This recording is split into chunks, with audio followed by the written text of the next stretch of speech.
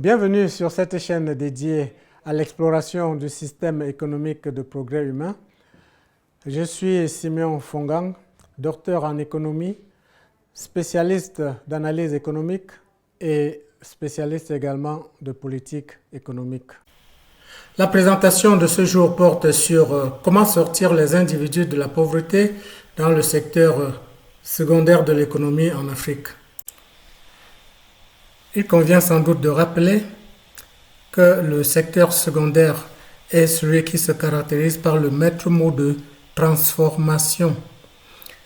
Qu'il s'agisse des produits de base, de matières premières, la transformation consiste à partir d'un produit brut, ajouter de la valeur à cette matière brute pour obtenir un produit qui est soit fini, donc pour une utilisation immédiate, ou alors semi-fini en tant que consommation intermédiaire à intégrer dans un autre produit, dans un autre processus de production.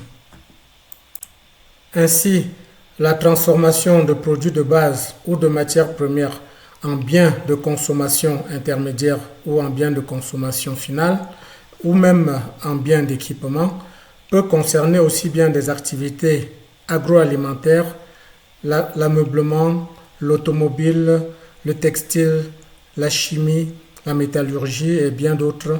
C'est toutes ces activités qui concernent le processus de transformation qui relève donc du secteur secondaire que nous allons traiter avec différents exemples basés sur l'Afrique subsaharienne.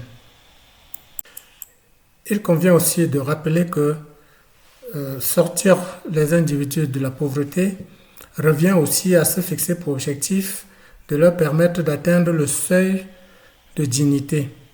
Autrement dit, c'est de leur permettre à travers leur participation et leur activité d'obtenir un revenu suffisant pour se situer au-dessus du seuil de pauvreté, c'est-à-dire que pour cela, on va devoir enclencher le processus d'enrichissement au profit de tous les individus.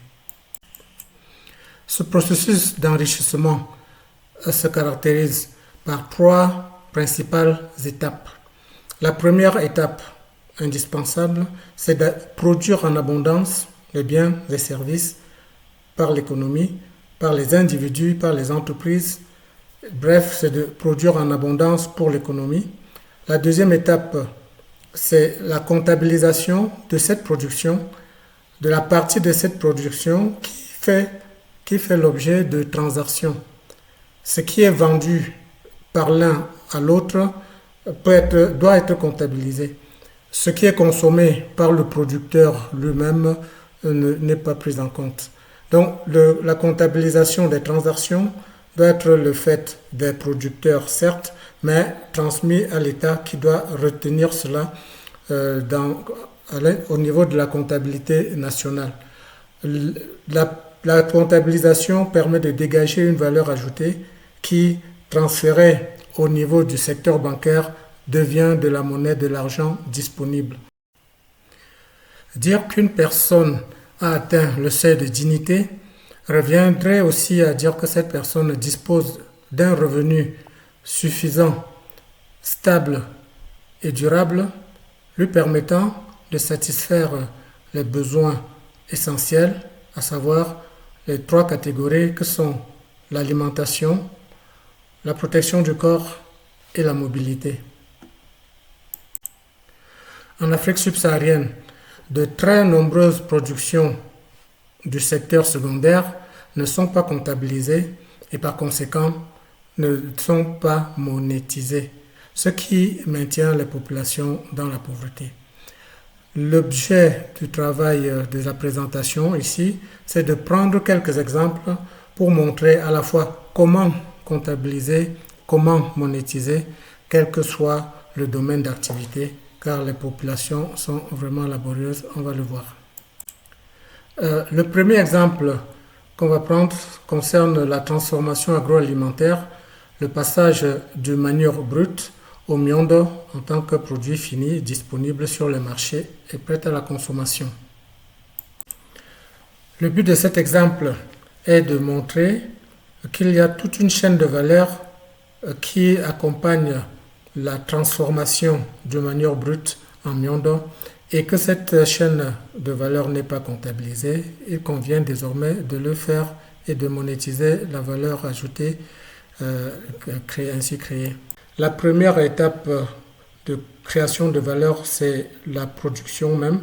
C'est le fait de vendre du manioc brut récolté dans le champ des agriculteurs et dégage une valeur ajoutée par la vente, par la différence entre le produit de la vente et le coût des intrants s'il y a par exemple l'utilisation de fertilisants ou toute autre dépense.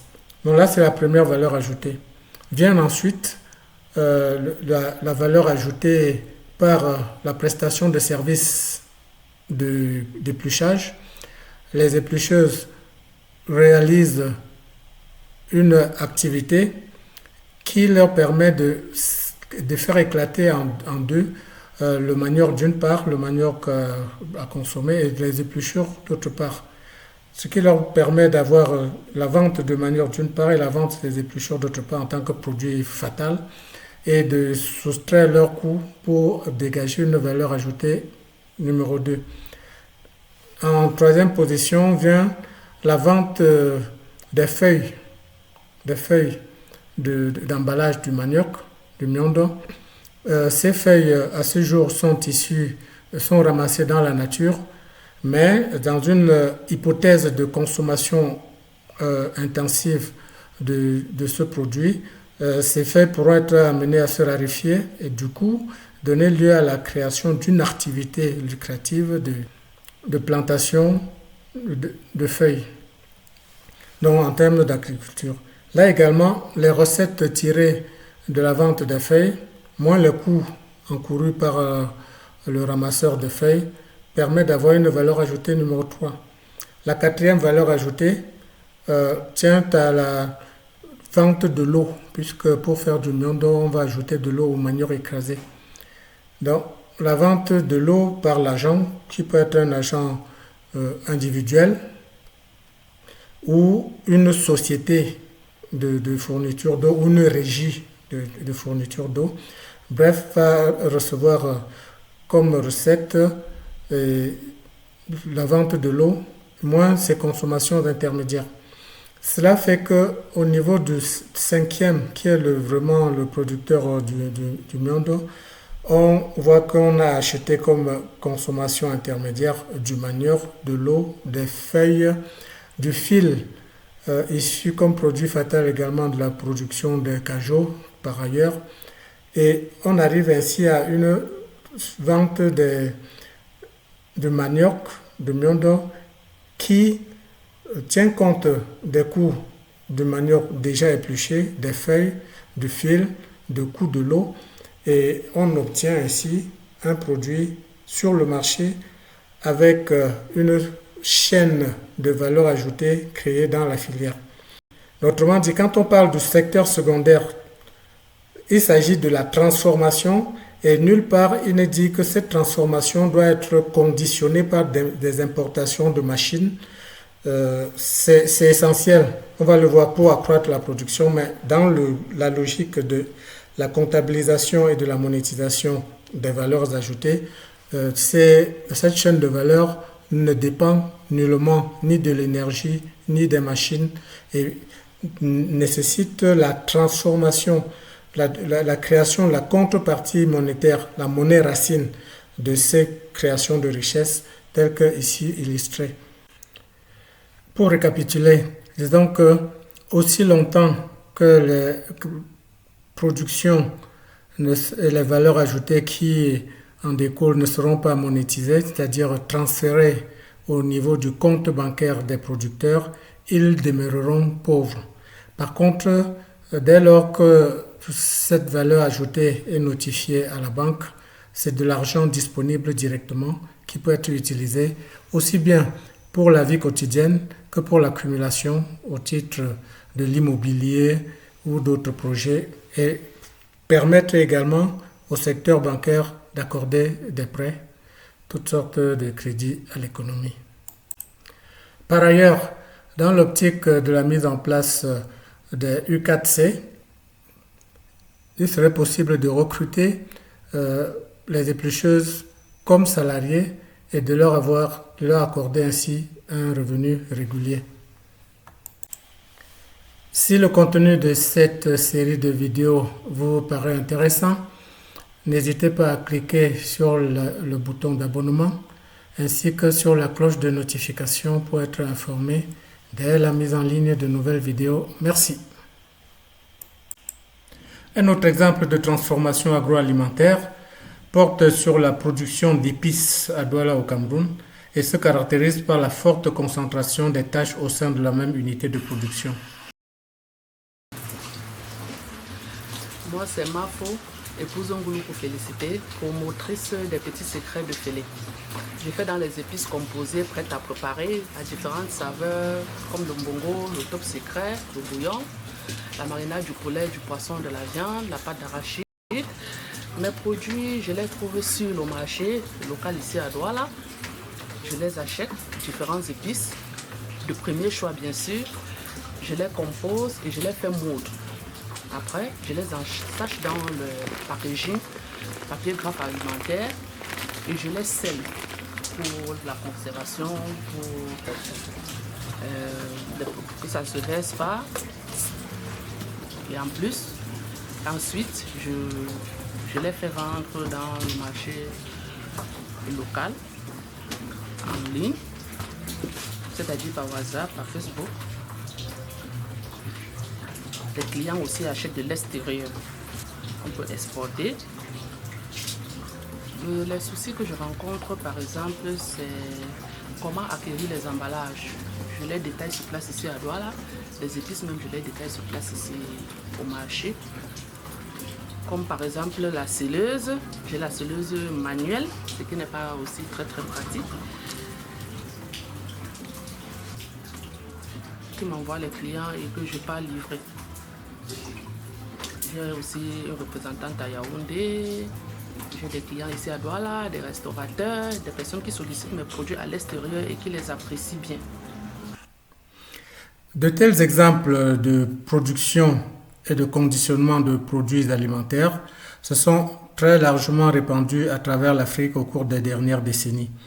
Qu'il s'agisse de chips à base de tubercules variés, de chips de banane ou de chips de plantain, des noix variées telles que les noix de cajou et bien d'autres, aussi bien des fruits confits à base d'ananas, de papaye, d'orange, de la viande séchée comme le kilichi et bien d'autres conditionnements destinés à la cuisine, aussi bien des jus de fruits tout à fait conditionnés de façon variée. La plupart de ces productions se caractérisent par le fait de ne pas être comptabilisées, par conséquent non monétisées. La majorité des producteurs dans ce cas n'ayant même pas de compte bancaire professionnel. Cela de facto les exclut du système bancaire et donc ne permet pas d'obtenir des prêts pour développer leur activité. Une structuration de ce secteur s'impose. Des quantités significatives de production classée artisanale ont lieu au quotidien en Afrique et ne sont ni comptabilisées ni ne donnent lieu à de la création de monnaie racine. Pourtant, une structuration de ce secteur permettrait de le faire. Quelques exemples tirés de la vie réelle en Afrique permettront de justifier pourquoi la création de zones d'activité économique et d'unités de dépôt et vente vont faciliter la comptabilisation et la monétisation des valeurs ajoutées tirées de ces activités. Commençons par collecter les données fournies par un producteur de cajou afin d'en analyser les implications économiques et comptables en termes de comptabilisation et de monétisation de la valeur ajoutée.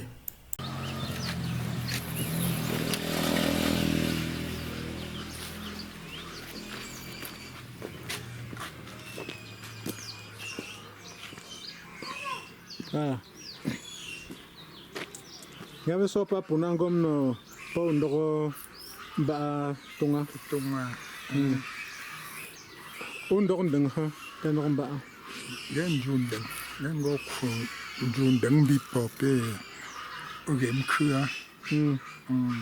Kwa wole ngwa comme on dit comme mo poli ngwa. Mo poli ngwa. Wa pongwa be ponchancha. Tentuze. A fin bipo. Bipo pien bankia. Ba ton papa. OK. T'as un chrono ça. Gen be pe tame toi. Gen be pe tame toi. De kondo ça. On joue la tenko. Tu inon kapu. Inti iyem. Ah mais t'es yem. No tambo. Oyo non chapu. Je non chapu. Min chrono la. Binko parfois bi yo yama ko beno senni. On donne yo ma mon jom dungeka.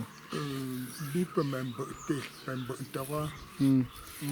Ko no. Ah kaya mo yam ga tambo. Bo ko tambo mo chambo. OK. Non. On yam yinga metung gang. Kajo. Me kajo Tung tomat. Bika pe biko lo tambo ko me dungeka. Ça dépend. Que tambo hepe 50 pe 60. D'accord. T'as open d'autres thème donc que tout l'homme tambo. Pendant 4 jours, ming tambo. D'accord. Bien. Tes copines fin no 250 no tanchi. Tatung. c'est ça. Popin joie et sorte de t'incendier là. T'es mis dans quoi yap t'es mis là où les a non. Bon. OK. Cái mình bơ không nó là voilà. Nghe tiếng của Pongom nó là Maximum. Les données fournies par le producteur de cajou ainsi peuvent être représentées au niveau macroéconomique dans un tableau entrée et sortie qui schématise les relations entre les divers agents. On a pris l'exemple de lot de bambou, un fagot de bambou de 10 bambous. Le lot de 10 bambous est produit par le planteur de raffia, au même titre ce planteur que ceux qui, par exemple en Europe, plantent des sapins pour les fêtes de fin d'année. Donc c'est leur métier, ils plantent, reçoivent son chiffre d'affaires pour l'agent indent qui relève du secteur primaire. Son chiffre d'affaires est fourni par le bûcheron qui est son client. Donc, il lui achète les 10 bambous à 1000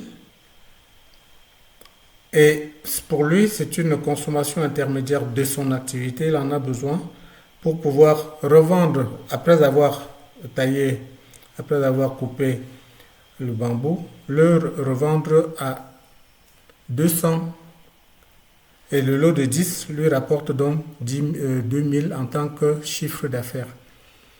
Alors pour l'agent numéro 1, n'a pas de consommation intermédiaire retenue ici, donc sa valeur ajoutée est de 1000. Par contre l'agent 2 a une consommation intermédiaire qui est l'achat de bambou. Donc sa valeur ajoutée, c'est sa recette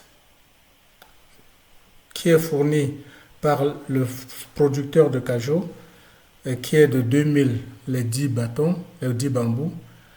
Ça lui permet de dégager une valeur ajoutée de 1000 et déposer sur le compte bancaire de chaque producteur. C'est l'agent 4, qui est l'agent qui relève du secteur secondaire et qui dépense pour acquérir des bambous à hauteur de 2000, à savoir les 10 bambous à raison de 200 unités comme il l'a dit, et qui paie également 1000 par lot de 10, ça fait qu'il dépense 3000, mais aussi vend, produit, comme il l'a dit, les 10 bambous permettent de produire jusqu'à entre 50 et 60 cachots, nous retenons modestement 50, qu'il vend à 250.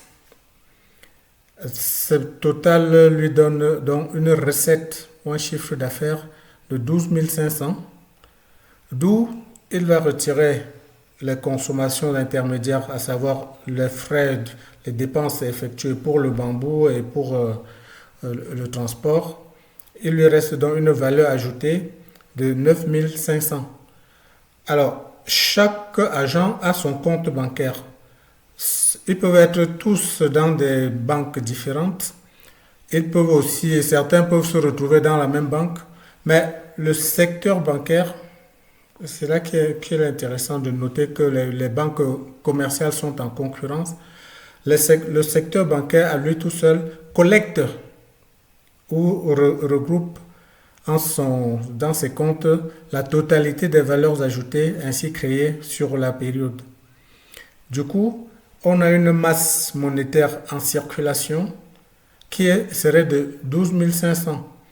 Mais c'est réparti au niveau du pays, au niveau macroéconomique. On va dire que l'économie a produit 12 500 dans les 3 secteurs en mettant l'accent sur le total de la contribution de chaque secteur, à savoir contribution de 1000 pour le secteur primaire, secteur secondaire 9 500 et secteur tertiaire 2000 dans cet exemple. Néanmoins, il ne suffit pas de dire qu'on a produit cela et considérer que l'affaire est terminée. Même si on a comptabilisé, il faut en plus monétiser, c'est-à-dire qu'on affecte la valeur ajoutée de chaque agent sur son compte bancaire. Et c'est cela que c'est le discours qui est tenu dans tous les cas étudiés ou dans le processus où il est dit il faut produire et dire qu'en Afrique subsaharienne, la production existe dans tous les secteurs. Simplement, il reste à monétiser cette production par le transfert de l'information de cette création de valeur ajoutée au niveau du secteur bancaire. Comment est-ce que la banque sait qu'on a créé une valeur ajoutée? Eh bien, c'est la commande. Lorsque ce n'est pas le même agent qui dit créditer mon compte, c'est un client qui dit je reconnais devoir à cet autre agent la somme de temps.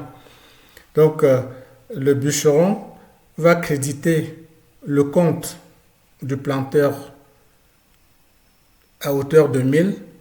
Le producteur de cajou va créditer le compte du bûcheron à hauteur de 2000, créditer le compte du transporteur à hauteur de 1000. Et c'est comme ça que l'économie fonctionne pour progresser. Tous les pays développés pratiquent cela. C'est pour cela qu'il est difficile de voir un agent qui n'a pas de compte bancaire professionnel. Lorsqu'on a une activité et qu'on vend un bien ou un service, c'est un passage obligé pour, si le pays veut progresser et même en même temps enrichir sa population. Voilà un exemple chiffré de la façon dont on peut sortir les populations de la pauvreté en mettant cet argent sur leur compte. D'autre part, cet argent est directement disponible et si par exemple on considère qu'on va on offre un spectacle à 100, juste à 100 unités monétaires, ici on a parlé du CFA, du franc CFA, chaque producteur ici, chaque agent économique serait capable de sortir directement de son compte les 100 pour aller au spectacle. Par contre, dans la situation actuelle qui est déplorable, il va toujours falloir attendre que l'argent provienne de la monnaie branche, à savoir que par exemple on a vendu du pétrole, on a vendu du bois, on a exporté un autre bien pour pouvoir recevoir des recettes à travers des canaux publics et dégouliner petit à petit, glisser de main en main pour atteindre ces producteurs. Ils finissent par être payés, mais l'argent devient très rare et chacun doit attendre l'opportunité qu'une dépense ait été faite pour que ça passe de main en main et en plus en espèces. On a déjà dit dans la vidéo introductive tout le mal qu'on peut penser de cette façon de fonctionner avec les pertes dans les incendies et la corruption et beaucoup d'autres problèmes qui se posent.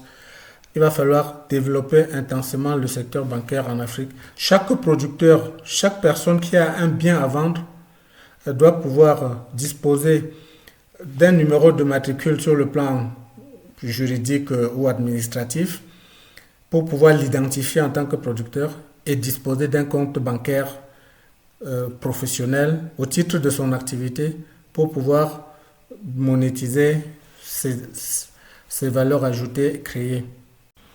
Tel est en réalité le passage obligé que doivent suivre les populations africaines pour sortir de la pauvreté et atteindre le seuil de dignité où ils sont capables de satisfaire les 3 besoins essentiels au moins et les besoins existentiels en plus. Ce passage est emprunté et continue d'être emprunté par tous les pays qui sont développés ou qui aspirent au développement réel. La suite de cette présentation sera illustrée par des exemples de production de biens d'usage, d'autres de décoration, ainsi que des objets de jeu et de loisirs. On prendra les exemples au Cameroun et au Sénégal.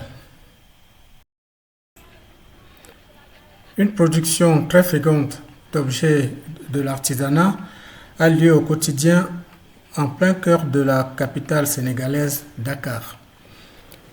On y trouve toute une panoplie de la cuisine, des mortiers et les pilons assortis, des planches à découper, des plateaux, des bols, des assiettes, des spatules, des louches et bien d'autres objets tout à fait d'usage dans le cadre de la cuisine. On a également des meubles tels que des tabourets, des étagères ou encore des fauteuils. On trouve des accessoires de mode, des chapeaux, des sacs, ainsi que des objets relevant du domaine de la culture et des loisirs, tels que des instruments de musique et bien d'autres outils. Cependant, force est de souligner que toute cette création abondante de richesses n'est ni comptabilisée et par conséquent ne donne pas lieu à une création monétaire qui permettrait à ces producteurs et à ces vendeurs de s'engager dans un processus d'accumulation monétaire. Ils se retrouvent dans un cycle perpétuel de production sans monétisation et doivent se contenter de la monnaie branche qui leur parviendrait à travers les circuits déjà développés. Alors, d'autre part, non seulement ils font toutes les tâches, à savoir la production, l'approvisionnement, la distribution, la vente sur place, mais aussi ils utilisent des outils qui peuvent être jugés rudimentaires par rapport à l'état de la technologie de nos jours et par rapport aussi à l'accessibilité à ces objets.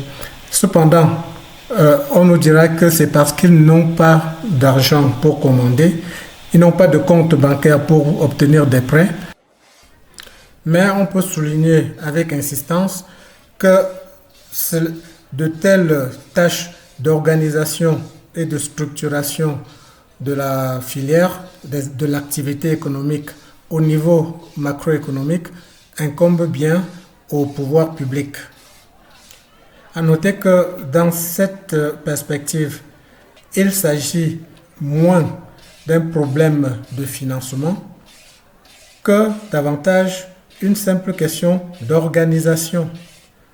Cela peut consister par exemple dans le schéma de l'aménagement urbain à créer une zone d'activité économique pour permettre la production, pour éclater la production dans cette zone-là, et d'autre part, des unités de dépôt-vente pour organiser et moderniser les processus de production et même d'exportation de ces produits. Ces deux concepts, les modalités de fonctionnement de ces zones d'activité économique ou de ces unités de dépôt-vente seront développés à la fin de la vidéo après avoir présenté les différents exemples qui sont en cours. Je vous invite à présent dans cet exemple à aller à la rencontre d'un producteur talentueux basé à Banjul au Cameroun qui a le mérite de transformer le bambou de raffia en une multitude d'objets d'usage domestique de l'ameublement. Voilà, nous sommes à Banjul, où l'on produit beaucoup de meubles en raffia.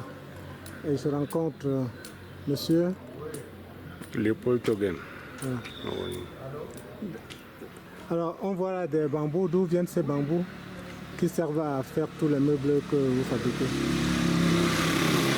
L'approvisionnement en bambou, il faut se promener, trouver où est-ce qu'on peut trouver des bons bambous. Oui. Là, on trouve les gars, on se déporte là-bas.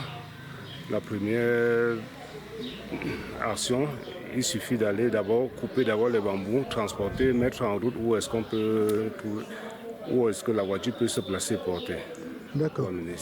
Et quelles sont les distances en moyenne de ce transport? 50 km, 60 km. D'accord. Est-ce qu'il y a une rareté ou bien tout ce qu'on peut commander, vous trouverez des bambous pour le faire? Non, non. Moi, je prends la peine d'aller sélectionner moi-même les bambous avec lesquels je travaille. D'accord. Bon. Donc il n'y a pas pénurie de bambous pour le moment dans un rayon de 60 km? Non, il y a bien pénurie. Ce n'est pas partout qu'on en trouve, puisque beaucoup ont dessouché le raffia pour en faire des jardins. Donc, trouver les sites où est-ce qu'il peut y avoir une grande quantité, à tel point où on peut prendre une pick-up, y transporter, c'est pas facile. D'accord. En termes de débouchés, qui sont vos clients? Mes clients, c'est tous ceux qui peuvent s'intéresser à mon art. Et en général, quels sont leurs profils? Les profils, donc, vous trouvez un article, si on conclut le prix, je réalise. Oui. Et alors, comment pérenniser une telle activité? Vous avez beaucoup de talent. On vient de voir plusieurs images de ce que vous avez produit. Alors, est-ce qu'il y a une pérennisation de l'activité? Oui.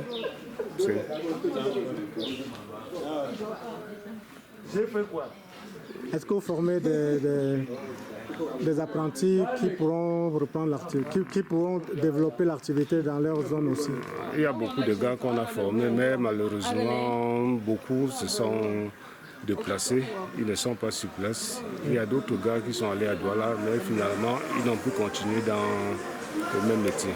D'accord. Bien, merci. Qu'est-ce que vous souhaitez à quelqu'un qui serait intéressé? Qu'est-ce que vous conseillez si un jeune veut s'intéresser à cette activité? Bon, si quelqu'un est intéressé, il n'a qu'à venir comme ça, on s'arrange et puis on le forme. La formation sera assurée? La formation sera assurée, bien sûr. Merci beaucoup. Oui, comme on vient de l'entendre, sa production est abondante, intéressante, talentueuse, mais n'est ni comptabilisée ni monétisée et reste dans une discrétion totale et où il perd d'ailleurs ses apprentis formés parce que la comptabilisation et la monétisation n'étant pas faites, les apprentis, malgré leur qualification, préfèrent aller dans la grande ville où se trouve la monnaie branche et un peu de monnaie racine, alors qu'on aurait pu créer de la monnaie racine au lieu de production ici même à Banjul. Si le contenu de cette série de vidéos vous paraît intéressant, n'hésitez pas à cliquer sur le bouton d'abonnement ainsi que sur la cloche de notification pour être informé dès la mise en ligne de nouvelles vidéos. Merci. En guise de conclusion et de recommandation pour cette vidéo du secteur secondaire, ce tableau montre que la comptabilisation, la monétisation des activités aussi bien du secteur primaire que du secteur secondaire sont possibles. Alors, dans les exemples qu'on a pris, l'agroalimentaire du Miondo par exemple montre que l'approvisionnement est contrôlé à partir du moment où il ne se fait désormais qu'au niveau des U4C par les producteurs de manioc et que cet approvisionnement donne lieu à la valorisation du travail du planteur, aux salariés par exemple de l'U4C qui vont s'occuper du nettoyage et de l'épluchage. Ensuite, un autre fournisseur, ce sera la production de feuilles, ainsi que l'eau dont on a besoin au niveau de la production qui va générer la valeur ajoutée numéro 5. Ce qu'on vient de voir montre que au-delà de l'U4C qui approvisionne, la chaîne est contrôlée puisque la zone d'activité économique est désormais le lieu approprié pour la production, pour la transformation et non plus à domicile.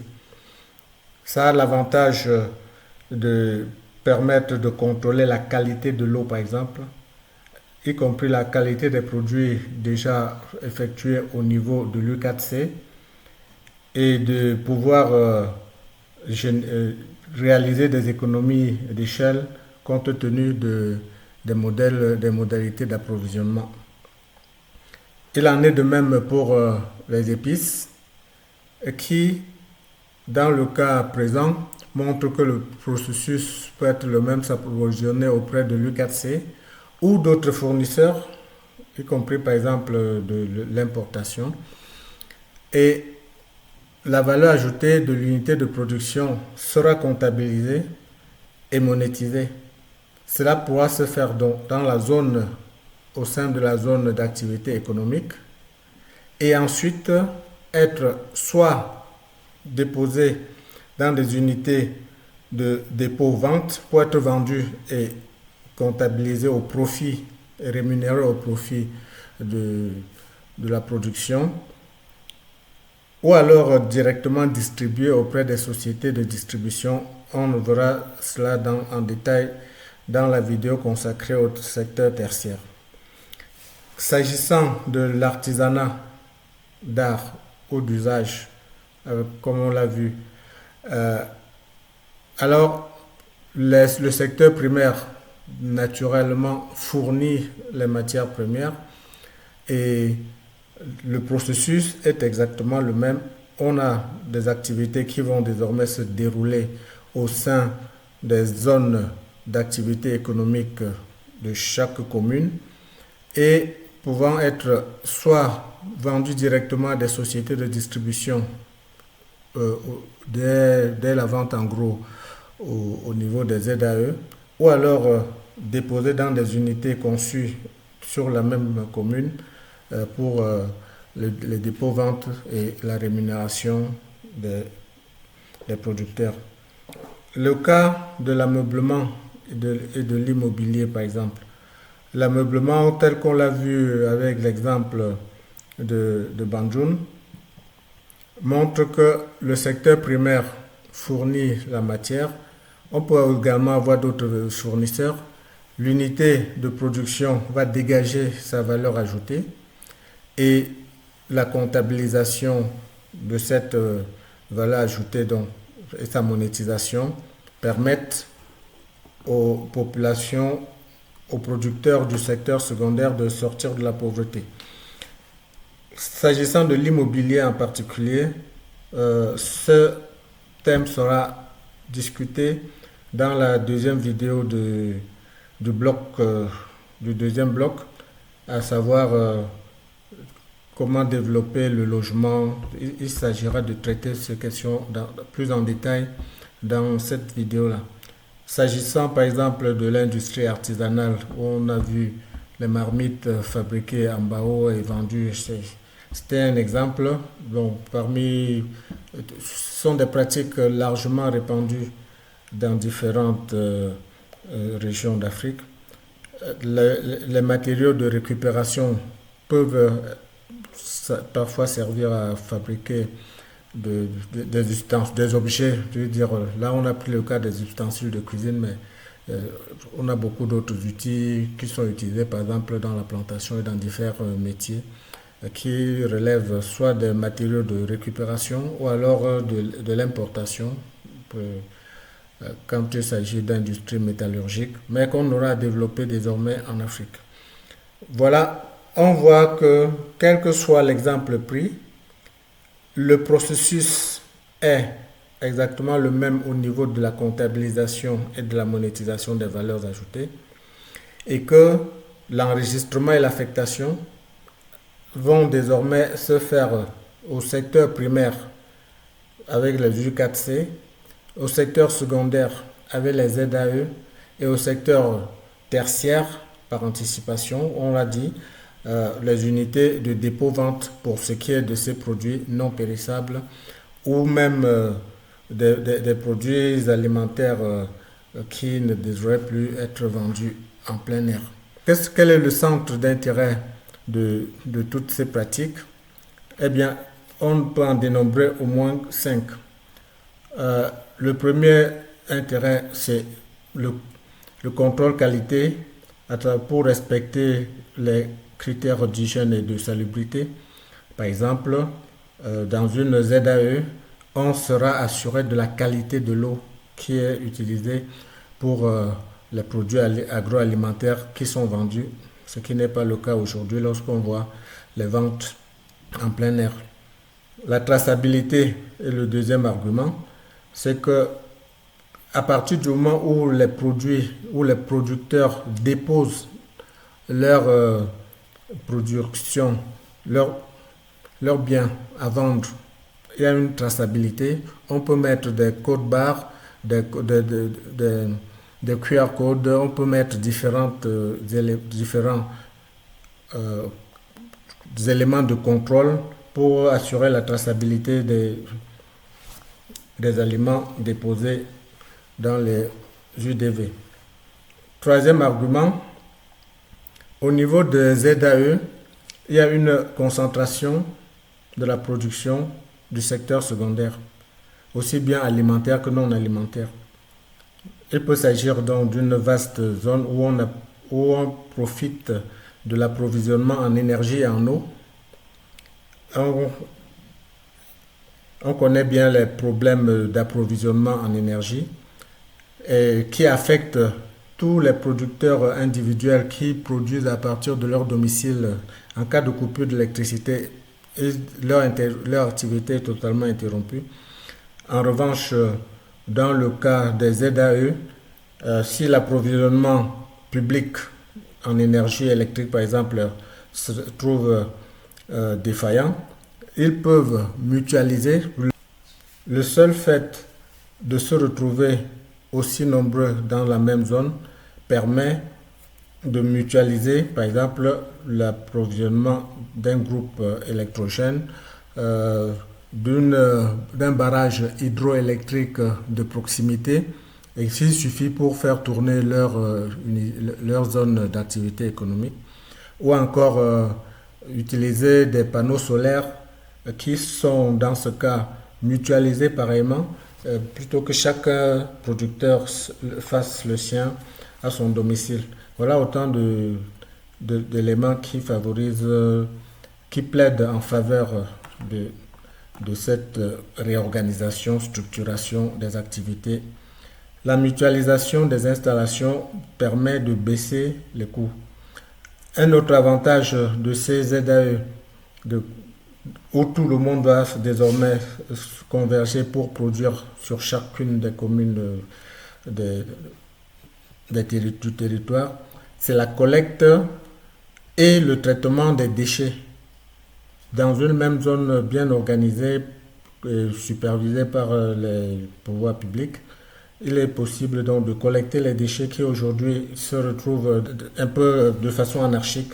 Ça permet la collecte des déchets et de réaliser également des économies d'échelle en termes de traitement pour protéger l'environnement. Quatrième argument, c'est au niveau des UDV. Les unités de dépôt-vente permettent donc de limiter ou permet de mettre un terme à la vente des produits en route pour les voyageurs et a garanti aussi de disposer d'un personnel qualifié pour gérer le marketing et développer l'ambition internationale d'exportation des produits issus des zones d'activité économique. Le cinquième point, c'est la fiscalité locale. Que ce soit au niveau de l'U4C, que ce soit au niveau des ZAE ou encore de l'UDV, il est à partir du moment où on a la comptabilisation et la monétisation de toutes les activités pris en exemple jusqu'à présent, il devient possible pour les autorités locales d'avoir une fiscalité locale, d'avoir des prélèvements au niveau de l'U4C, au niveau de la ZAE ou au niveau de l'UDB pour financer les infrastructures et les besoins locaux. Il apparaît donc que l'argent disponible servira à rémunérer le producteur, mais également facilitera la fiscalité locale. Donc voilà les deux aspects, le producteur et l'administration locale qui vont tirer parti de cette réorganisation. L'argent sera moins rare qu'aujourd'hui. Le développement local, pour conclusion, donc, exigera désormais la création des U4C pour le secteur primaire, des ZAE pour le secteur secondaire et des UDV pour vendre les produits aussi bien du secteur primaire que du secteur secondaire. La suite montrera que ceci ne suffit pas. On va également développer un aspect, la vidéo consacrée au secteur tertiaire mettra l'accent sur d'autres manières de résoudre les problèmes et de sortir les populations de la pauvreté pour leur permettre tous d'atteindre le seuil de dignité. Si le contenu de cette série de vidéos vous paraît intéressant, n'hésitez pas à cliquer sur le bouton d'abonnement ainsi que sur la cloche de notification pour être informé dès la mise en ligne de nouvelles vidéos. Merci.